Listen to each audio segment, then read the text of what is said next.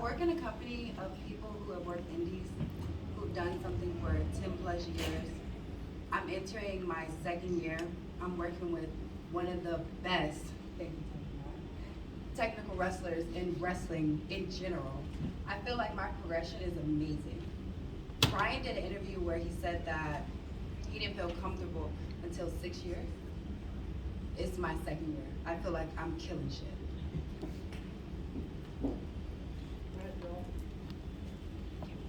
Hi, Jade. Tony. Hi. How has your life changed, being a pro wrestler, and how have you adapted to this new kind of life? So I was a previous athlete. It's not that hard, but wrestling is a whole different world in general. Just from the fans, with the fans, the schedules, the long hours, the commitment. It's different, and I'm still learning.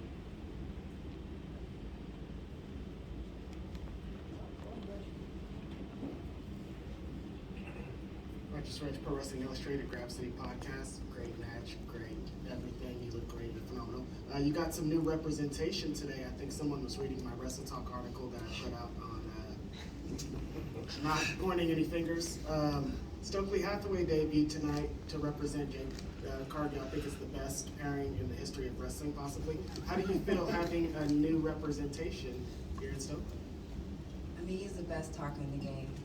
Who would want anything less than that? Somebody to represent a superstar that's about to just come forth in front of all you guys' eyes. I think Tony Khan made the best decision that he could ever make in this situation. If I may, I was in a very unique position, champ. So it was pretty unusual.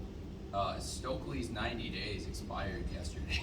So I have never met him or spoken to him until today, because I do things the right way with honor. So it just so happened that his 90 days expired, and I had this idea, we were lucky. I mean, there's a lot of independent wrestling and stuff going on. I think he's been around. I guess he's been around Vegas. I had never met him until today. I swear on my life, and I never had a conversation with him. I've had him in mind since 2018, actually. Since like early. I mean, I remember being way back in the day, actually with Cody, and I was saying I really liked Stokely Hathaway, and Stokely Hathaway I'm a big fan of him, and it's funny because he came in today with Stokely Hathaway, having had another name recently with another promotion.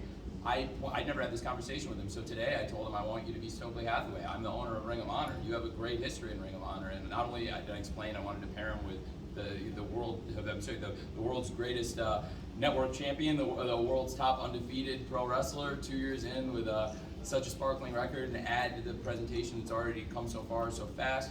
And he, like Jade said, he's a great talker, and I'd literally never met him and spoken to him. We'd never talked or spoken until today, which is pretty cool that it worked out. Yeah, it was a great time. Seriously, guys, I didn't know anything until I didn't know anything. This like was a surprise to me just as much as everybody else in this room. Trust me, I was excited just as much as you were. It made for a great moment, and I think it was a great surprise for the fans, and the timing was sometimes like, we were fortunate sometimes, and that was great timing that he expired yesterday. Definitely. And you did it really well. I think you read it. A lot of, hey, I think it's an obvious solution, right? Put one of the great champions in wrestling with one who's already got so much charisma, with a great talker, and they can be like Bockwinkel and Heenan.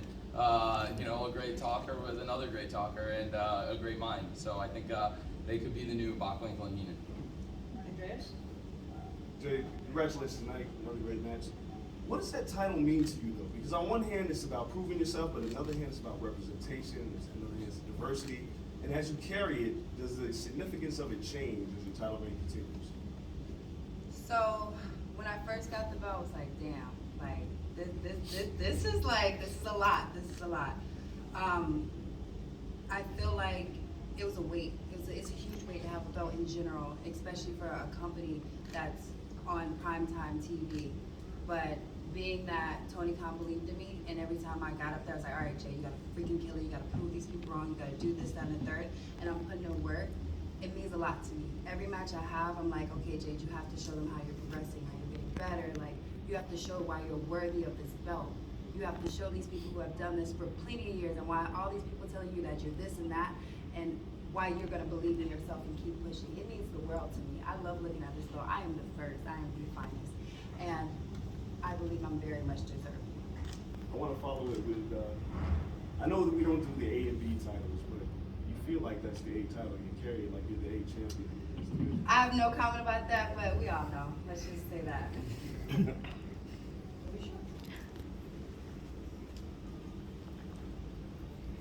Hi, Alicia, Women's Wrestling Talk. There were 3.5 women's matches. Thank you.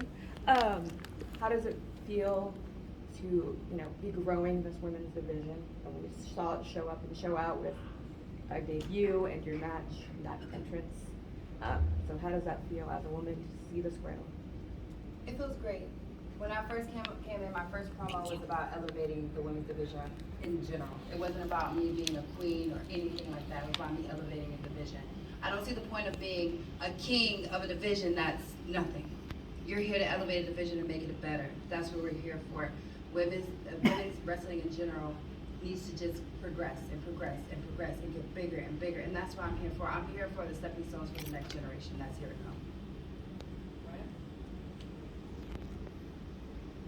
Ryan Zone with Money in the Bank champ. Money in the bank?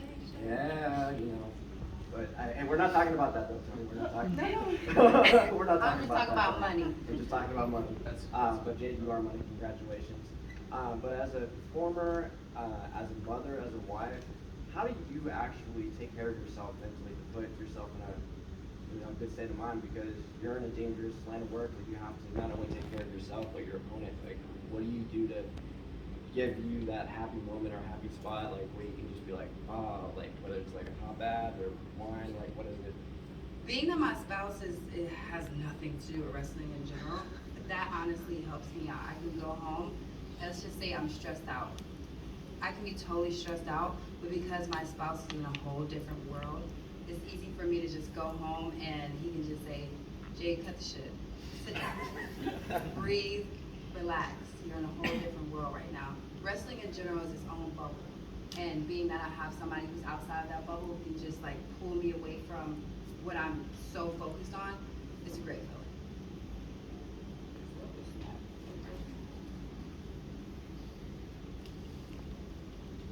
Will Washington, Graph City. Hey, buddy. Question. So, and I guess Tony might be able to chime in if you don't have the answer on this, but when Cody Rhodes departed AEW back in, he gave the official statement back in February, I believe it was. One of the things he said he wanted to see was the Cody Vader end up with Jade.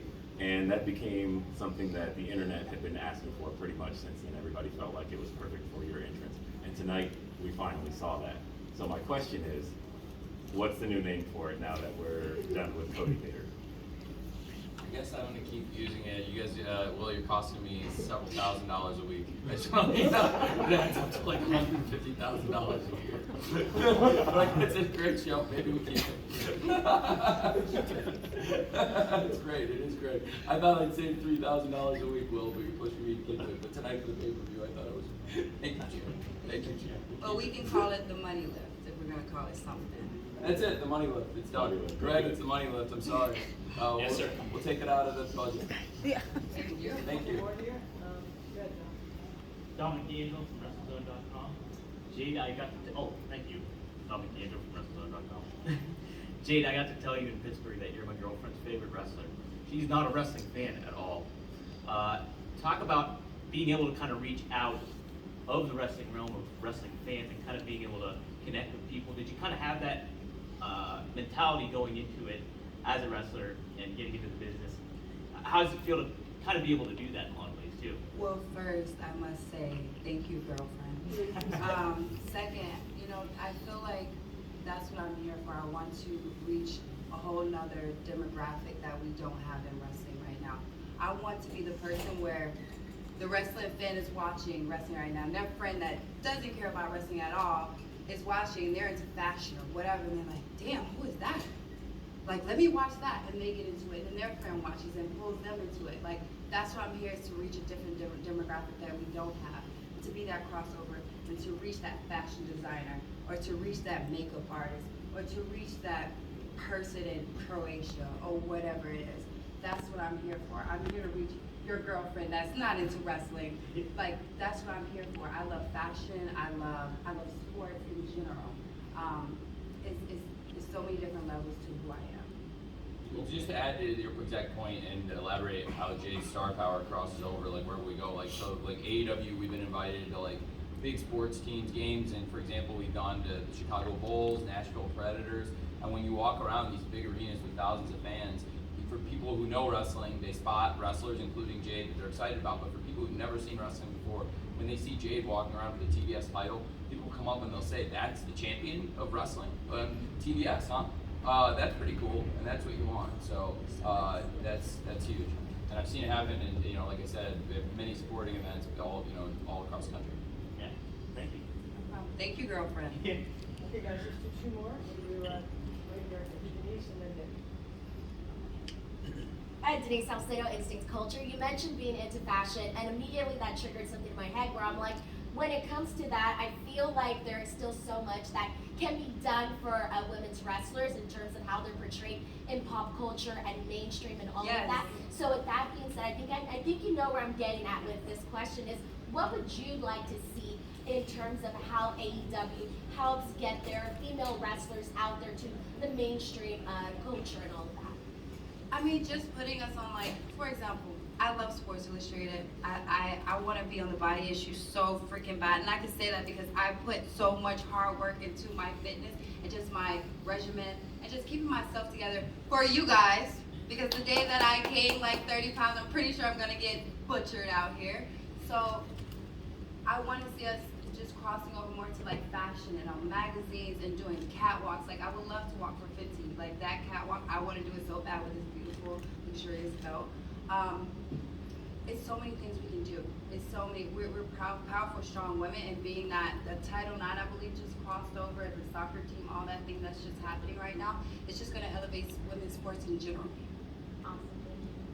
Last question. Congratulations, Jade. Nick Hausman with Thank you. Wrestling Inc. Red Velvet put out a post this past week that got a lot of people talking about Sunny Kiss possibly joining the Baddies. Yes. Much like Stokely Hathaway, seems like a good fit. I think a lot of people would agree Sunny would as well. Do you see him as somebody you'd like to bring into your mix? I think Sunny is an amazing person. I think Sunny is nothing but a bad bitch. If you ever see my Twitter, I literally have tweeted this out. I think it got over 4,000 or 5,000 likes about it. We're just crowded as hell right now, guys. Like, we got a bunch of people. We literally have, like, I have a lawyer. I have I got a manager. I have two beautiful women right next to me. I love Sunny because I would love for him to be a baddie. But Jesus Christ, guys, like, we're loaded right now. I can only do so much. More baddies. Thank you very much.